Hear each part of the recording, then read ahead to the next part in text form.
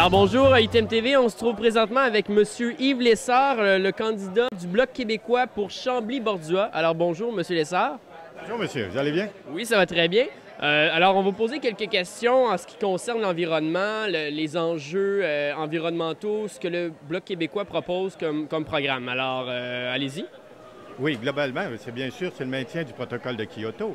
Lorsque les deux grands partis nationaux, par exemple, se dirigent vers d'autres formules que Kyoto, ils abandonnent en fait 39 pays avec lesquels ils avaient fait un pacte. Okay? Alors, c'est de briser cette solidarité-là. De quelle façon on peut le mieux influencer, par exemple, inverser le cours des choses par rapport à la question des gaz à effet de serre? C'est d'unir nos forces au lieu de les diviser. Alors, nous, ce qu'on propose, c'est d'abord d'en revenir au protocole de Kyoto pour établir une bourse du carbone, d'une part. D'autre part, aussi inciter les citoyens à réduire leur dépendance à l'automobile, leur dépendance au pétrole. J'ai une question en ce qui concerne, qu'est-ce que c'est la bourse du carbone exactement? La bourse du carbone, c'est faire en sorte de faire payer les pollueurs.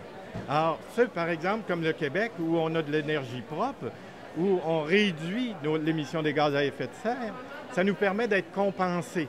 Alors, ceux qui, eux, dépassent, par exemple, les normes en termes de gestion des gaz à effet de serre, ils doivent débourser à cette bourse-là, okay,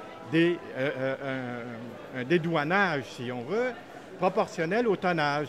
Alors, ce qui permet aux pays qui, eux autres, comme le Québec, réduisent le gaz à effet de serre, de pouvoir être compensés. Alors, la meilleure façon de pouvoir inviter ou inciter quelqu'un à réduire, par exemple, la pollution, c'est que ça lui coûte quelque chose. Alors, le gouvernement conservateur, présentement, lui, sa politique, c'est de payer les pollueurs. Alors que Kyoto, c'est faire en sorte que les pollueurs payent. Parfait. Est-ce que ça pourrait un peu être comparé à la taxe sur le carbone de M. Dion ou il y a des différences fondamentales? Il y a des différences fondamentales. D'abord, M. Dion, il faut reconnaître une chose. Par son plan, il se dissocie de Kyoto. Et en plus de ça, il ne tient pas compte de deux choses. La première des choses, c'est qu'il ne régionalise pas la dépendance au pétrole, ce qui permet d'avoir, comme je disais tantôt, récompenser ceux qui économisent le pétrole, donc ils réduisent le gaz à effet de serre. L'autre aspect qui n'est pas négligeable du tout, c'est de faire en sorte de créer une confusion par rapport à la taxe elle-même. Essayez d'interroger le simple citoyen pour savoir s'il comprend quelque chose du plan de M. Dion. On ira faire ça. Même les politiciens les plus aguerris s'y perdent. Parfait. Bien, je vous remercie. Avez-vous un dernier message, un dernier commentaire à faire pour ceux qui regarderont cette vidéo en ce qui concerne le Bloc québécois? Ah oui, bien là, moi je pense qu'il faut faire consensus à l'effet d'abord de freiner l'élan de M. Harper. Il ne faut pas permettre à ce gouvernement-là d'être élu, je pense. Le seul parti qui peut le faire au Québec, c'est le Bloc québécois, puisqu'on est le seul parti qui est voué véritablement à défendre les intérêts du Québec. Et parce que les partis nationaux, ils défendent les intérêts d'Ottawa à Québec, au lieu que nous, on défend les intérêts du Québec à Ottawa. Bien, parfait. Je vous remercie infiniment, M. Lessard. Je vous souhaite une très bonne journée. Bonne chance pour votre campagne. Alors, j'invite maintenant Mme Carole Lavallée, excusez-moi, qui se présente pour Saint-Bruno-Saint-Hubert. Alors, je vais vous poser quelques questions en ce qui concerne vos plans pour la prochaine élection. D'abord, peut-être un petit coup d'œil sur votre plan économique, parce qu'on entend parler de plus en plus de récession, de chute des marchés boursiers. Alors, avez-vous un plan à nous proposer, le Bloc québécois? Moi, d'abord, pour vous dire qu'actuellement, le gouvernement conservateur de Stephen Harper est très, très, très inquiétant. Okay? Économiquement aussi. Parce qu'on voit toutes ces politiques, y compris ces politiques économiques, sont alignées sur celles de George Bush. Et quand on regarde ce qui se passe aux États-Unis actuellement, on voit bien que c'est un fiasco total. La politique de laisser-faire, la politique au plus fort la poche, là, qui est exercée actuellement par George Bush et Stephen Harper, et puis ils sont tellement alignés les uns les autres qu'ils disent même les mêmes discours à travers le monde. Alors, ça, c'est inquiétant.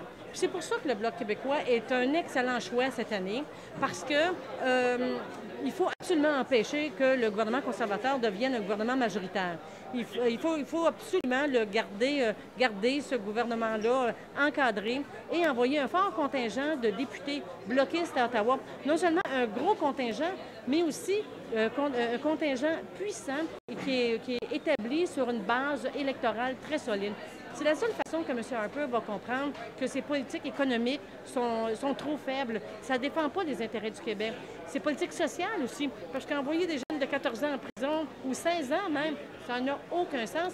Et au Québec, on a une autre approche par rapport à ça. Oui, bien justement, parlant d'approche, côté social, parlez-nous-en peut-être plus concrètement là, de votre plan, des mesures que vous voulez prendre en opposition peut-être à celle de M. Harper ou quelque chose comme ça. Allez-y. Nous autres, on a plusieurs mesures, entre autres, pour aider les travailleurs. D'abord, un projet de loi anti-briseur de grève que j'ai eu le plaisir de piloter moi-même à la Chambre des communes et qui ferait en sorte que les 240 000 travailleurs qui sont sous juridiction fédérale auraient les mêmes privilèges que tous les autres travailleurs québécois qui sont sous juridiction du gouvernement du Québec. Et évidemment, il y a le retrait préventif pour les femmes enceintes, encore là. Le bon programme qu'on a au Québec de retrait préventif ne s'applique pas à toutes les femmes qui travaillent sous juridiction fédérale. Ça, c'est les banques, les ports, les aéroports, les télécommunications, comme la télé, comme la radio. Alors tout ça, ça s'applique. Tous les travailleurs qui travaillent dans ces secteurs-là ne sont pas concernés par une loi anti-briseur de grève comme celle qu'il y a au Québec. Alors, c'est deux mesures qu'on a. On en a plusieurs autres, là, mais rapidement. Là. Rapidement encore, peut-être côté culturel, on a entendu parler aussi du scandale de M. Harper qui coupe dans la culture, dans le budget à la culture. Avez-vous un plan contraire à lui ou une solution face à ça? Bien, nous autres, on souhaite que le gouvernement canadien aide tous les groupes culturels, les industries culturelles et les artistes et qui cesse de les couper comme il a fait sauvagement et cruellement, je dirais, récemment. Et puis, quand on sait, puis on a vu aussi dans le Devoir ces derniers jours, qu'il cache les coûts de la mission en Afghanistan, en fait, la guerre en Afghanistan, disons les choses comme elles sont, il cache combien ça coûte. C'est sans doute parce que ça doit être scandaleux d'apprendre qu'ils ont dépensé 5 milliards en Afghanistan alors qu'ils coupent 17 millions aux artistes du Québec. Je comprends. Pour finir, la guerre en Afghanistan, c'est un autre enjeu quand même relativement à date, j'ai l'impression qu'on l'échappe un peu. On essaie de pas trop en parler. Le Bloc, la position pour la guerre en Afghanistan? Bien, nous, on souhaite que cette mission-là se termine en février 2009. On a voté dans ce sens-là, contrairement au NPD, soit dit en passant, contrairement évidemment aux conservateurs. Et nous autres, on souhaite que ça se termine en 2009. Parfait. Je vous remercie beaucoup, Mme Lavallée. Je vous souhaite une excellente journée, une bonne chance pour votre campagne. Merci.